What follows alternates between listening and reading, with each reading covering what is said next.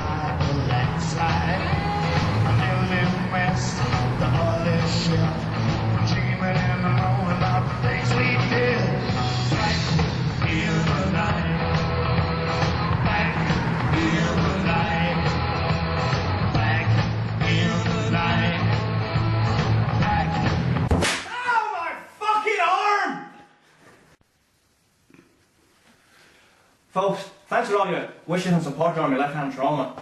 And for those of you not familiar with the second part of my saga, my implant became infected. I was rushed into a, thank fuck, private hospital in St John's Wood and put on an antibiotic drip. Felt like a fucking king for a few days, but though the infection was contained, it was still remained present. Result? Another operation to remove what turned out to be the source of the infection, the implant. The metal was successfully taken out. Sometimes it can be resistant to removal. But during the surgery, the repaired fractured bone broke again. But a few more weeks of wearing a cast is better than a lifetime of carrying metal. It was beginning to feel like an immovable internal cuff as I got movement back. The eminent hand specialist, Elliot Saurian, carried out the whole business and says chances of a full recovery are good. So they put it in, they took it out, now I can shake it all about. Much happier having it out than in though, I can tell you. So congrats yourselves. You can't hopes and thoughts work, the gauntlet of small purposes, the power of positive thinking. Though of course, this could be my Chamberlain moment. I hold in my hand a piece of paper, though, of course, it's decontaminated titanium. Top of the range implant apparently, £1,000. So, what am I bid?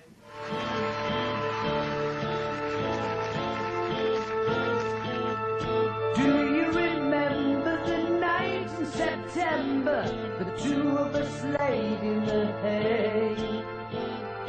Do you remember the day in December and how we got carried away? If you're in for a penny, you gotta be in for a pound. Ooh. 'Cause over and over you played me that old-fashioned sound.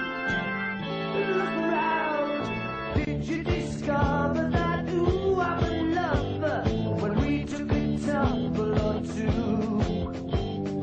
Were you surprised when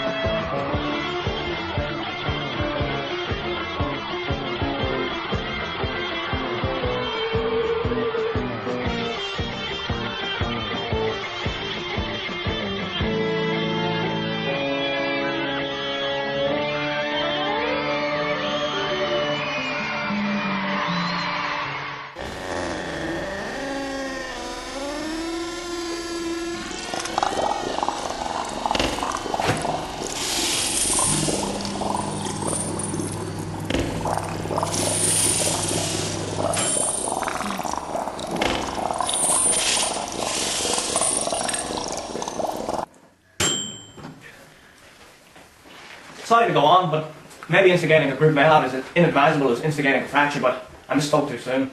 The cast came off yesterday, but without the metal in the hand is pretty useless. The x-ray shows the fracture is just too big. Fucking painful too. I'm under Saurian's care, which is about as good as it can be gotten. Though, as you probably know, this is not an exact science. When I'm up to it, I think I'm going to have to go back in and get some sort of fixing to mend the big break, because with all the will in the world, it's just not going to come back together. Seeing it on the x-ray is instructive. I can understand the pain. It's my brain straining to bring the two bits of bone back to where they came from. The nurse told me some very interesting things about pain. She'd just been to a pain seminar.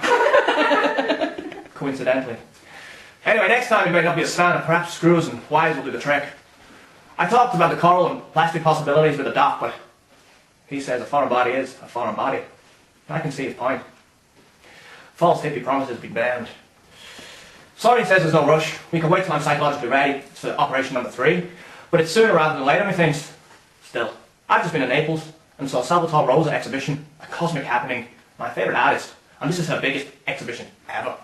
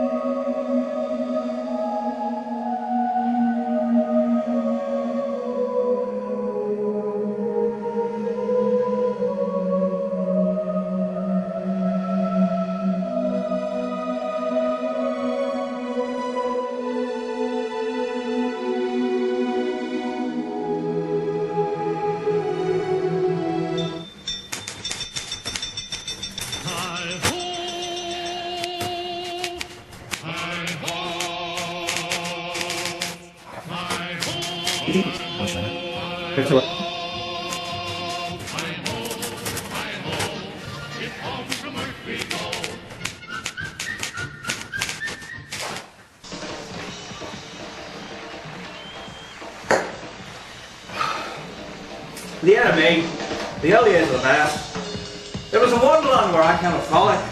Spliffs in the head's office, all the review room where Nick Kent. Trays of lunch are in the fridge. Most of my work done at home. Another story. There's expenses, we might not go to jail. Derek Johnson stealing albums and coffee in the empty office hours before anyone else. Exuberant Danny Baker, bumptious and bold, funny always. His post on the wall, I'm sure saying. Swearing is clever. Aligned with a massive blow-up poster pic of Ian McDonald, who eventually topped himself and had a history of mental illness. The word went mad written all across it.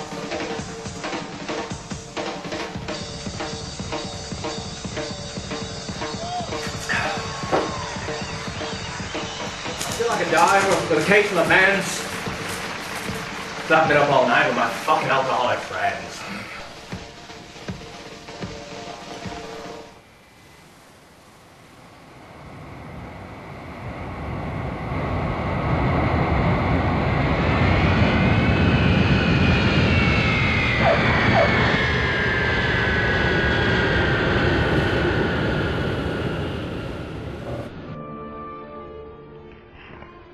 Find me a child with fear in his soul. Put the lights out, let the camera roll. Closing on Marvin in Washington, D.C.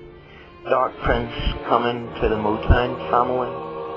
Check out his father, surname Gay. Strange preaching in the Pentecostal way. God says to the father, you have a displeasing son. Father says, there'll be a killing, thy will be done. Stripped and whipped, that's Marvin, aged 3. Scars of a people trying to be free. He finds he has a voice that pleases. He sings to another father, the one they call Jesus. Hard to be an angel when the road is so narrow. When the Lord sees it all, his eye is on the sparrow. Marvin hears strange fruit on a southern tree. You know the holiday song about the rot in humanity? Sam Cooke and Brother Ray, doo-wop singing, it's a brand new day. Teenage Marvin, out on the lam, goes in the Air Force, serves Uncle Sam, and that's where he said they'd give him saltpeter to stop him thinking of Jenny, Julia and Juanita. Sex was his demon and a sacred right. obsessed him by day and all through the night. From God's great goblets he took a long sup. Marvin, tense gay, got to give it up. He's like a sailor, way out at sea, on a long, hard voyage to be free. Marvin in Detroit now, shaking it up, he's going to show you how. Getting to Berry through his older sister, Anna Gordy, a real mind twister. He couldn't stay with anyone and he couldn't be alone. It was like Bob Dylan said, no direction home. There ain't no mountain too high to get over. Little darling, I need you. Put your head on my shoulder. Stevie's place in the sun where the restless heart will run. Junior Walker's shotgun and you're a wonderful one. He was the drummer with a house band beat. And Martha Reeves and the Vandellas dancing in the street. War and the family and self-abuse. Sex in the grapevine. Shake it loose. Aries ram kicking in the stall. Says that his baby sure loves the ball. Marriage to Anna's like a viper's nest. She bit him once during Congress. And two more things to make Marvin holler. Inner City Blues and the almighty dollar. Blowing Billy notes while fighter planes roll. Eagle tripping out in glam space soul. He foresaw the hellfire down in Iraq and all those things that you can't take back. He heard the ifs, the buts and the maybes. Save the children, save the babies. The blues song about the world going wrong? Well, that shit is still what's going on. Marvin told us what the natural facts is. Something about taxes and the universe blowing off its axis. He found masochistic booty on his tours of duty, a warrior of need in the land of hate and greed. You know that it's true. In 1982, he came back on leave with a trick up his sleeve.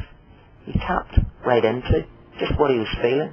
He cried like a baby for sexual healing.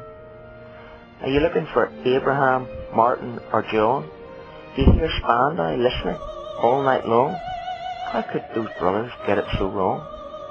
The war in Babylon and Bob Marley, duetting with Diana and smoking Charlie.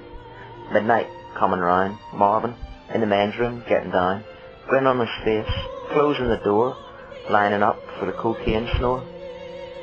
Paying Caesar's ransom and getting high, party hard and live to die. In the end he'd been dumbed down, like a wounded Christ with a thorny crown. James couldn't save him with his sex machine. Marvin played the 8-ball and he did it clean. The drugs, the guns and the paranoia. Nightmare visions like in a Goya. The last tour, a blizzard of white. Marvin thinking, I might die tonight. One time he tried suicide. He leapt from a car on a very fast ride. He couldn't stand Reagan, the lies and the killing, but the battle on the inside, that was just as chilling. In the war with father, there's no winning. In the end, it's just like the beginning. Back in the bedroom, near 45, Marvin really don't want to be alive. Father hears the voice of God, and like Brother Ray, he takes his rod. Marvin dead in the emergency room. Motown family feels the gloom. If this tale has a moral, I don't want to know. One for the money and two for the show. Michael waiting in the wings. Who knows why the lonely heart sings. Enslave the mothers, kill the sons, drug the people, give them guns. Hang the soul princes on Celebrity Tree, and it's a long, hard road to be free.